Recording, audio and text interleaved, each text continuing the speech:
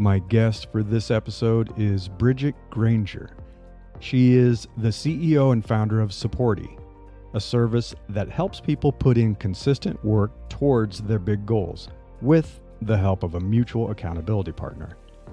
We talk about why she founded the startup, the power of accountability, why she's bootstrapping it, and she shares her advice for other founders. This is Invincible Career, and I'm Larry Cornett. So welcome to the show, Brigitte. It's great to have you here. Thanks so much. Happy to be here.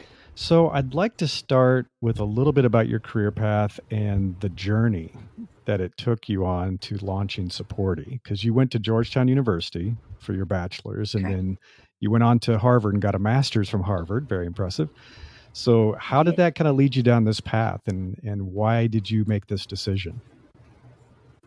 Yeah, well, a lot of people that were in my degree in undergrad were going into healthcare, either administration, becoming physicians, and treating patients. And I considered that, but I wasn't quite sure that that was my place on the map.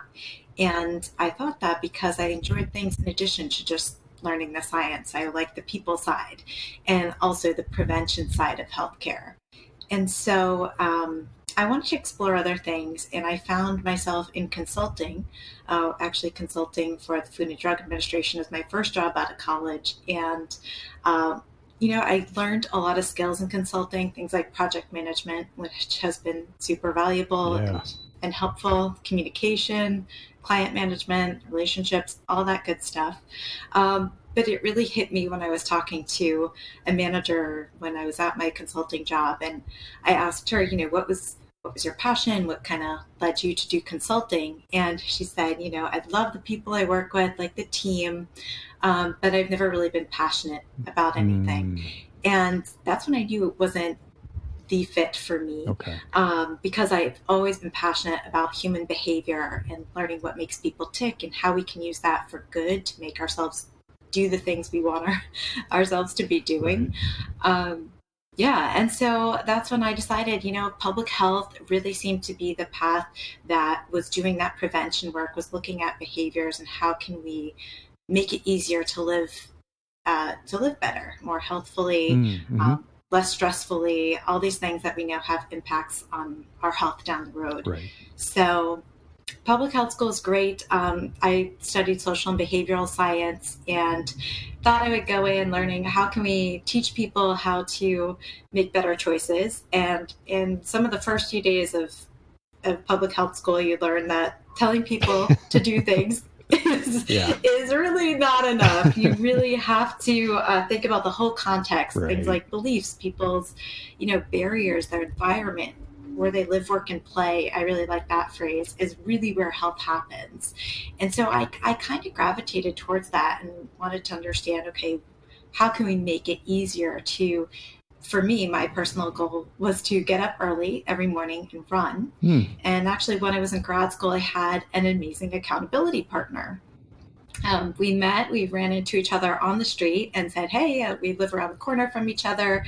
We run at the same pace. She was actually much faster, but slowed down for me when we went on our jogs, and exchanged phone numbers. And what we ended up doing was a couple times a week, we would text each other and meet at what we called our corner. So it was the corner of our two streets, and we would run rain or shine, the dark, cold Boston mornings, we'd get out there. And it was just, I was in the best shape of my life. I never missed a workout. And I think it was largely because I had that person that I knew was counting on me to show up. Yeah, I agree. And so, I thought there was something to that. And at the same time, I was learning in public health school about the power of social support, how we can, give people all the tools to be healthy, but there's actually this other factor, which is the social connection with other people, being influenced both in the information they give, in the behaviors they model, in the things that they say and do, that can really lead us to have healthier outcomes in life. better behavior. And so that was when like these two things came together. And so after public health school, I got some experience working at a company that was patient education and helping patients make decisions about health. It was largely educational, but it was a great way to learn about the tech side, design, user experience design, designing cool. software to, to meet people where they are and to make it easy and integrate it into a workflow. And then I had this still nagging in the back of my mind of this behavior and social aspect. Right. And so I started nights and weekends, just kind of putting together, the name Supporti like came to me. I was trying to explain what I was looking for, because at this point I had been in a new city, did not have a running buddy.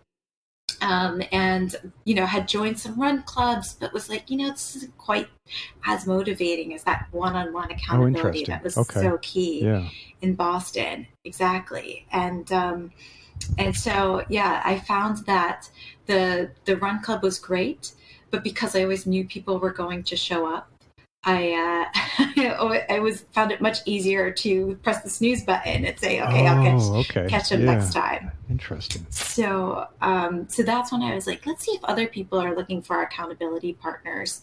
And that is what led me to create Supporti. And so I put a website up, put a forum up, said, would you be interested in one-on-one matching with a stranger, all online, and holding each other accountable to things. I'm giving a lot of health examples, but it could be we have people using Supporti for all sorts of things. So starting their own business, posting on social media every day for that business. Things like getting to sleep early. Again, that's kind of health related. Trying to write a book. Write a book, creative projects, things like that. Oh yeah. Is that on your list? Yes, that's on my list. I need an accountability buddy. Yeah. I make a little bit of progress, but not as much as I'd like. Yeah. There you go.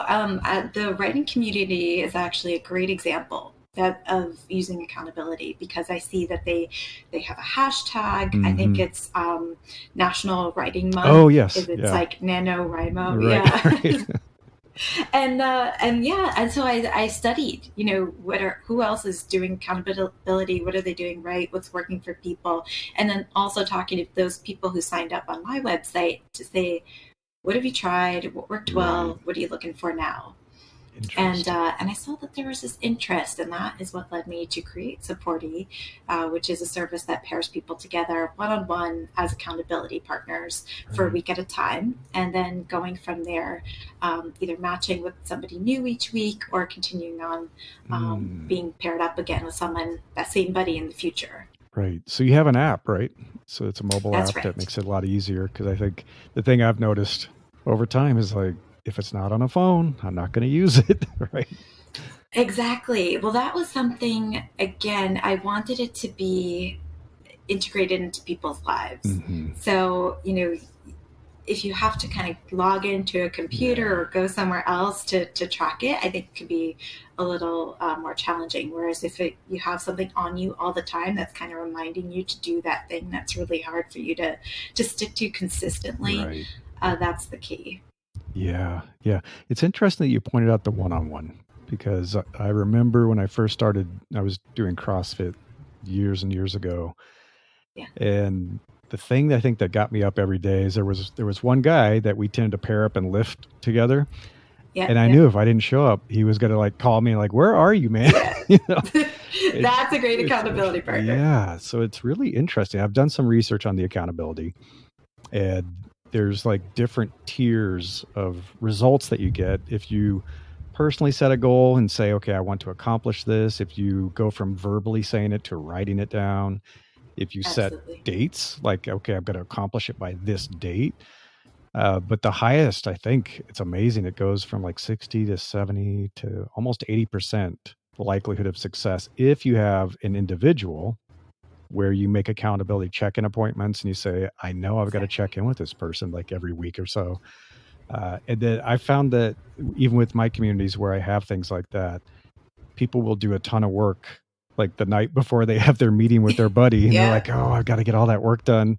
And so if nothing else, it kind of lights a fire to get the stuff done before you meet with your buddy. It's really interesting. Absolutely. Yeah, that is certainly something I see a lot. That people are kind of looking. Some people are self-driven, but some people Sure. are really looking for that deadline. And I think also with COVID, we're seeing a lot of people who were used to seeing their coworkers Sure. every day Yeah. in person and not wanting to show up at the meeting without having done their project. And now if they have more flexibility, that's actually been challenging, and they're looking for that kind of structure to hold them accountable. So, what are the things that have surprised you? So, I think we go into a startup, and I had a startup. Unfortunately, mine failed, but yours is still going strong, which is fantastic. Um, you go into it with a whole lot of kind of a vision and hypotheses, and you think where things are going to go. And then you get real user interaction feedback, and you're like, oh, this is completely different than I expected, or they want something very different than what I thought they'd want. What are the big surprises that you've learned along the way? Oh, so many. I'm like, oh, where should I start? I mean, the biggest one, and maybe this is the myth of entrepreneurship, is just how easy it is to acquire people. Yeah. I mean, really, it has been. I would say it took years to get to Right. show up on Google for people to find out Oh, about sure. Supporti. Yeah. And I think that is something I tell people when they're starting a business and thinking, okay, how do I find customers? Do I just, they're working on perfecting the website. Right. And I say, just get something up there because it takes a while to start ranking and you're going to learn as you go. So learning just honestly the terminology that people use. So I look at Google Analytics. I really enjoy that because it's very data driven. Yeah. And I had learned that the phrase I was using, I think it was accountability buddy, was actually, it's not a common term that people search as opposed to accountability partner. Okay. And simply by changing some of my keywords, things like that, I'm able to reach people that are looking for something like Supporti. Right. And then like the human behavior piece, just seeing what people do. When I was building the app, I just assumed, oh, this will be super obvious. People will know, for example, this is really funny, but the subscription, the way the subscription worked in the app, I didn't have it kick in until people were through their trial. But because people went into it with so many expectations about, we're used to using trials in the way that maybe Netflix does. They take your credit card and then you're automatically charged a few weeks later. And by making one small change like that and just making it work like how all the other things work that they're used to, it lowered the questions and the issue rate. It went away overnight pretty much. Oh, interesting. Okay. Yeah. And so definitely still learning, definitely still surprised by some of the expectations people go into the app with, some of the requests I get. It's continuous, and it's the part I love the most, honestly. Oh, cool. Because I've always been interested in like what people think, what people do, what motivates them, and hearing from people like, hey, I actually was matching people up week and week after time. And then finally I actually had two partners write in. These are in the early days, saying that they really like this person that they've been matched with, and they keep saying that they would like to be rematched in the future. But they wanted to change things up. They actually found it more motivating to have someone new each week to bring a new perspective versus the person they've known for months and months. So I think it might come down to personal preference, but I think accountability is still this area that's being explored, and I think there's probably different types of people and motivation within the area. Yeah, that was my next question, is like, do people tend to stay with the same partner over time because they get comfortable with each other? Or do they want, like you said, to mix it up a little bit and get a different feedback and different levels of motivation that maybe, different people provide? That's interesting. Yeah, that's been a surprise to me too. A lot of people, when I was first making the app, when I was doing those early interviews to learn, okay, how do we design this? How do we make something that people want? And that was something that I kept hearing was it was working really well. A lot of people who are looking for this kind of thing had my experience. They had someone in the past, and then for whatever reason, it went away, and they noticed their behavior went away. So themes were like, I moved, which was my situation. Oh, I okay. moved to a different city, and so that running buddy wasn't there anymore. They their partner, had a life change, had a baby, got married, or maybe their partner was the one to move away, things like that. And so once there's kind of this life event, it can throw you off course, throw the behavior off course, and then it's hard to find that new person. And when things fizzle, okay, what do? How do you find that next accountability partner? But if you have someone lined up, and I see Supporti being that resource, that continuous supply of really encouraging people. Yeah. So yeah, that's interesting. Yeah. My wife has started an accountability running group, speaking of Excellent. running, where they said, okay, this is going to be the year we're going to run 2,021 miles between I love that. 3 of them. So it's my daughter Wow. and my sister-in-law. And I built a little spreadsheet for them to track their runs and all that kind of stuff, and map it out, like how many miles do we need to run every week. And it's really been hugely motivational for them. And Excellent. We'll be out on a Wednesday. It's like, I have to get 7 miles in. I have to get 7 miles. I love that. That is great. Yeah, it works. It absolutely works. Absolutely. I'd like to talk a little bit about community. So this has been an interesting trend that I've been observing over the past year, I would say. And I've been looking at this within kind of the tech world and founders. I've been looking at it from the investor perspective, and I follow a ton of investors and angel investors, and they've been talking about it. And it seems like the next big wave of what people think is going to be hot now is this concept of niche communities, micro communities, that people are getting a bit burned out on the big social media communities and thousands of people. And they would rather have a niche interest community. Maybe it's 50 people, maybe it's only 20, maybe it's just a handful, right? And now there are these platforms springing up that support that. And so what are you seeing in terms of kind of this desire or hunger for community, especially online because of the pandemic? I think that's driven a lot of this. Absolutely. Well, the first thing that comes to my mind is this term I heard right at the turn of the new year, which is AuthenTech. So it's Authent and then the word tech, like technology. Great pun. And what I love about it, Rebecca Bastian, she is a startup founder. She wrote the article that was in Forbes and now has become a Slack community. It's startups that are really forming the community first, and then I don't want to say the business model second, but the business model is always aligned with that mission and what that community is about, versus the typical kind of growth at all costs model that we saw from those big tech companies. And having that mission, I think, attracts a certain community, and I think I have 100% experienced that with Supporti. And some of the things I learned along the way, for example, is growth at all costs does not work for Supporti, because what we are offering is this community of people who we don't even all have the same goals, but we do have this shared commitment to mutual accountability. So I support you, you support me.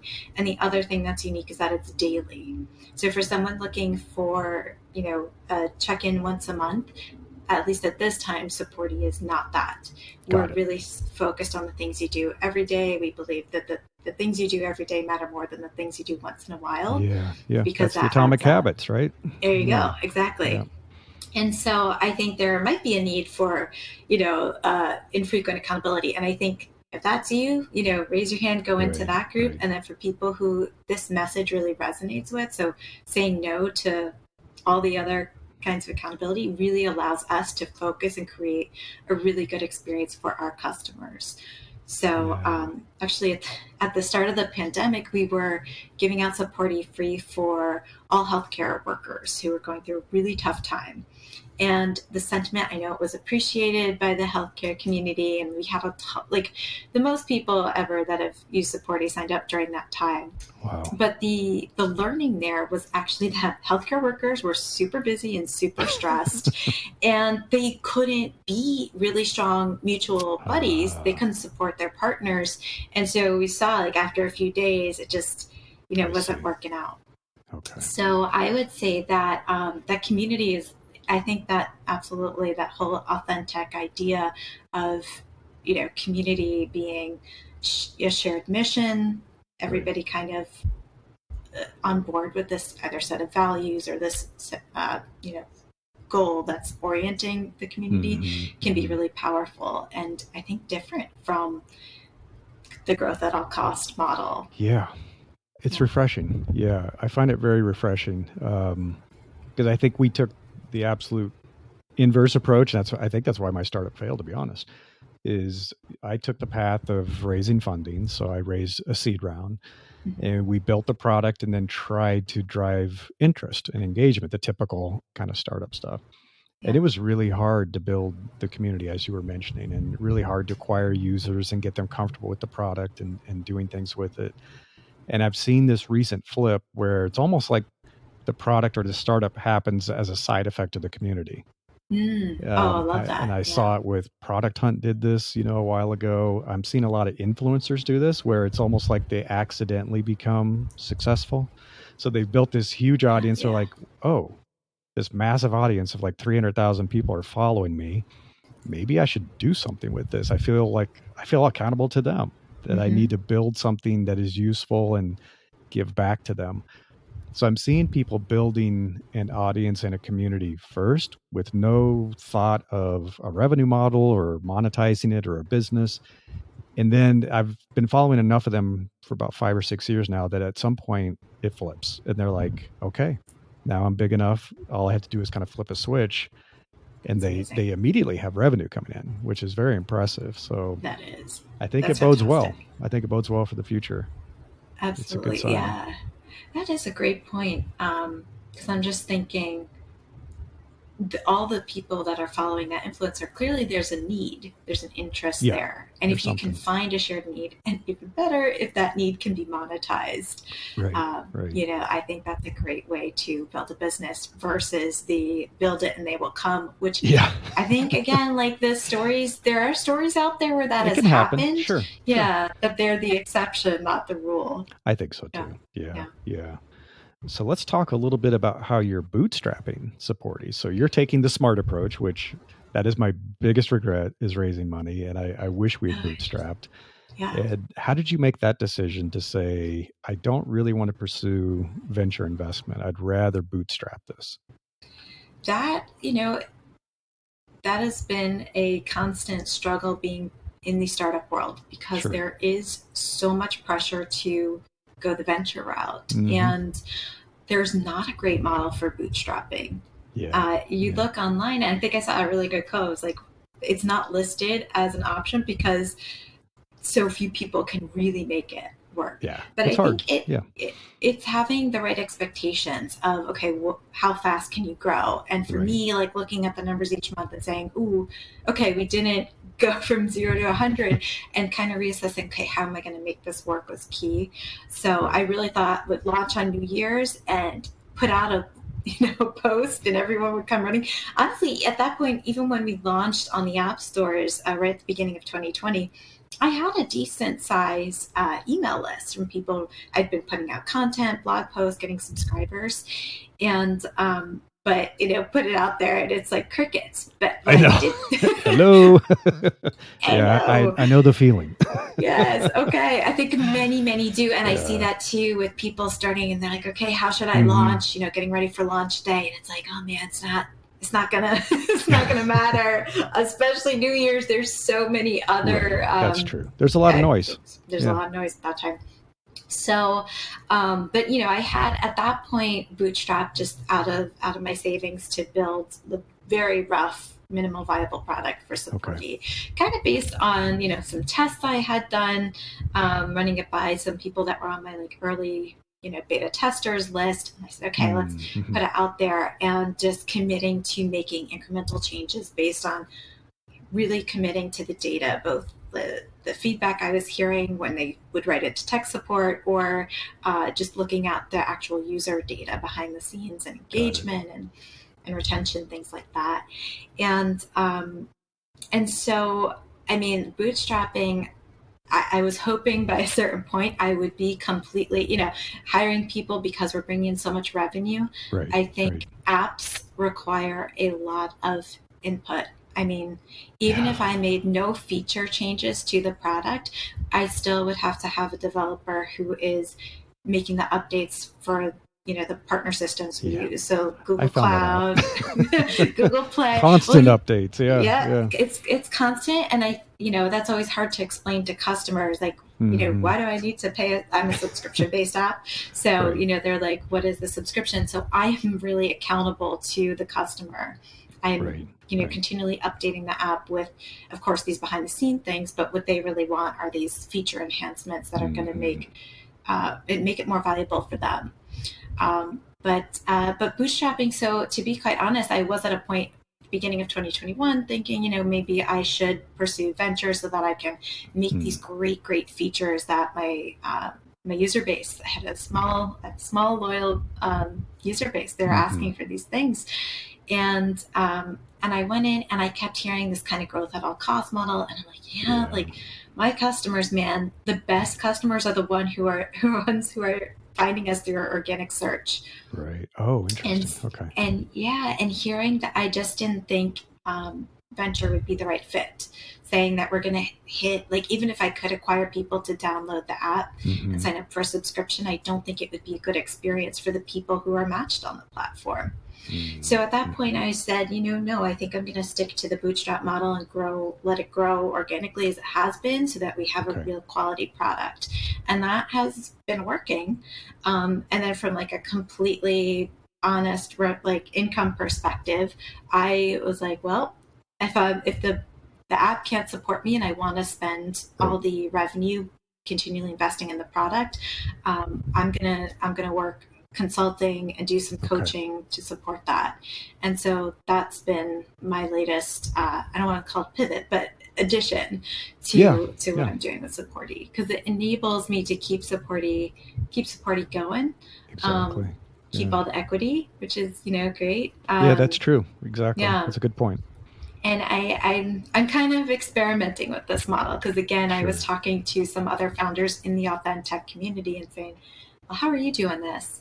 Right. And a few said, I'm doing some consulting on the side so that I don't, drop everything. And to be quite honest, I think that's also why a lot of people don't take the entrepreneurial path.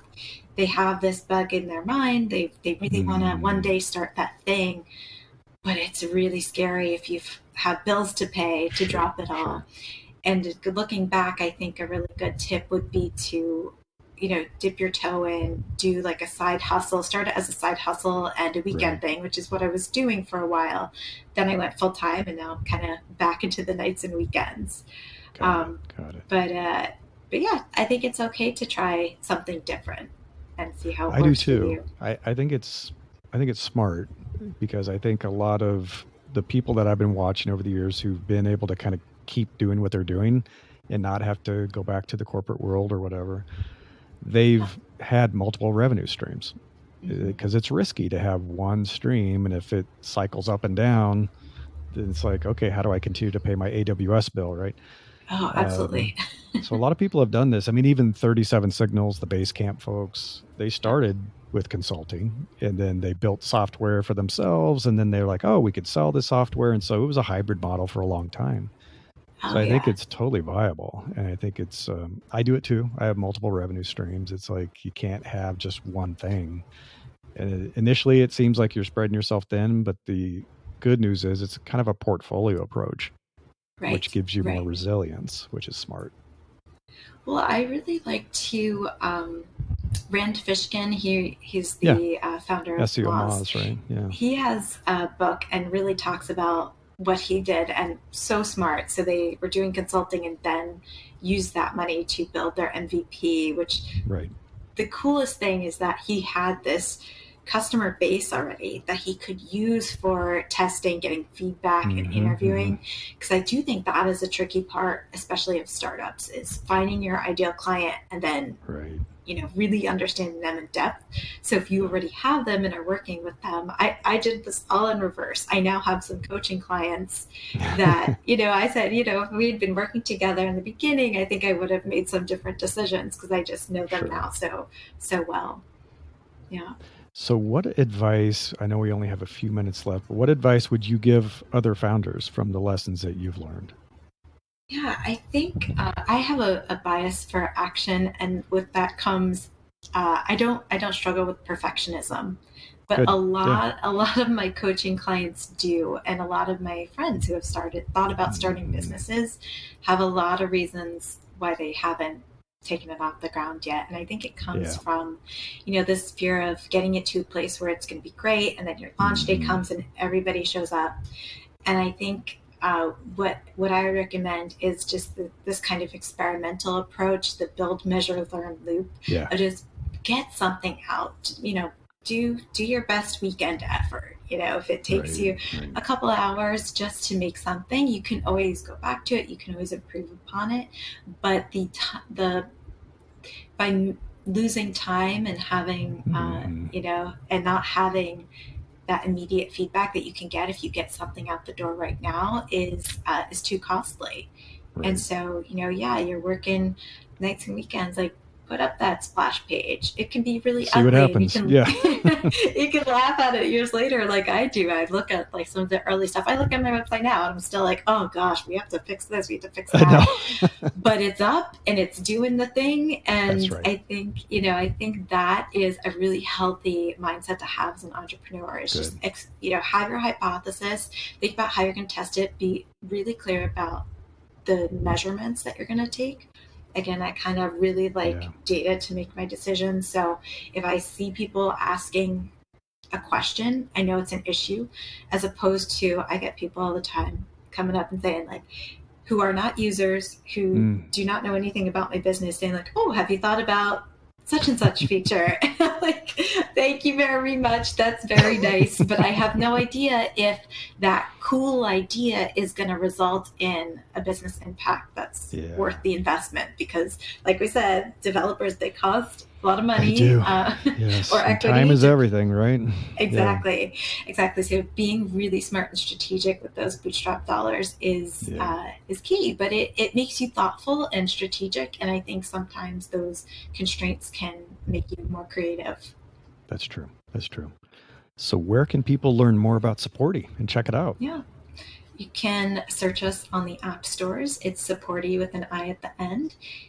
Support with an I at the end, SUPPORTI. And we are getsupporti.com online. We have articles about things like productivity, getting a social support buddy, downloadable. If you already have an accountability partner, we have a form that you can use with your accountability partner and kind of talk through what's your support style. Yeah. It's kind of like the DIY paper version, which I think has plenty of value too. Right, exactly. Yeah. Well, thank you so much for your time today. It's been fascinating learning about your journey, and I'm excited that things are going so well. And I think the advice you shared today is going to be super helpful. Thanks for coming on the show. Thank you so much, Larry. It's my pleasure. Thanks for listening. I hope you enjoyed this episode, and if you would like to follow upcoming releases of the show, please subscribe. And as always, I appreciate your ratings and reviews. Thank you. If you would like to learn more about Invincible Career and the podcast, you can visit invinciblecareer.com. Until next time, I wish you the best of luck in becoming an opportunity magnet for the best things in life.